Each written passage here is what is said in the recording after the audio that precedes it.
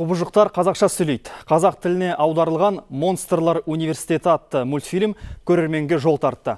Дубляжды оқитын актерларды іріктеу 2 ай жүргізілді.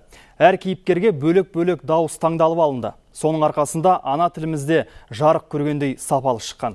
Бұл көрерменнің бағасы. Мөлдір Нұрман мультфильмді алғашқылардың бірі болып тамашалады. Құбыжықтар университеті түсетіндер бар ма? Майк пен Салли атты құбыжықтардың достығын дәріптейтін «Монстрлар университеті» атты мультфильмнің тәрбиелік мәні аз болса да көрермені көп. Сондықтан қазақшаланды. Бұл болашақтықтар шет тілінен тәржімалаған 5-ші дүние. Біздің балалардың болашағы өте зор, бірақ олар тек қана орыс тілінде немесе ағылшын тілінде мультфильмдерді көргенше, біз соны біздің мемлекеттік тілде көрсін деген арманымызды орындауға тырысамыз. Бұл фильмді қазақшалауға 3 айдай уақыт кетті. 40 шақты актер дубляждады, оның 6-ы жетімдер үйінің балалары. Аударманы оқу оңайға соқпады. Кейіпкерлердің әрбір ым-жымына дөп түсу міндеттелді. Ерекшелігі сол, құбыжықтар көп дауыста дыбысталды. Қазіргі заманауи мультфильмдердің несі сөзге құрылған.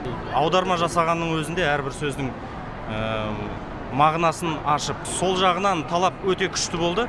Ол Disney компаниясының «Монстрлар университеті» бұған дейін 38 елдің тілінде көрерменге ұсынылған. Қазақша нұсқасы балаларға ұнады. Бұл керемет болды. Маған мультфильм ұнады, қазақша дауысыны әдемі. «Монстрлар университеті» қазақ тілінге аударған. Бұл фильм маған өте ұнады. Жобаның басты ақпараттық демеушісі Қазақстан ұлттық арнасы. Қазір көрсетілім мәселесі шешілуде. Мына біздің мультфильм өндірісі Қазақстанда кейінгі 2 жылда жақсы дамыды. Бірақ дамығанмен енді ары қарай дамыту үшін үлгі керек, шетелдікін көру керек.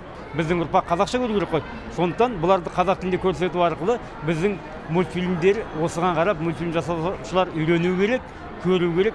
Балаларға арналған базарлыққа 20 миллион теңге жұмсалды. Қаржылай қолдауды Алтын қыран қайырымдылық қоры көрсетті. Ел ішіндегі жомарттар жаппай осындай іске мәрттік танытса игі еді. Мөлдір Нұрман, Бауыржан Смағұлов, Қазақстан ұлттық арнасы.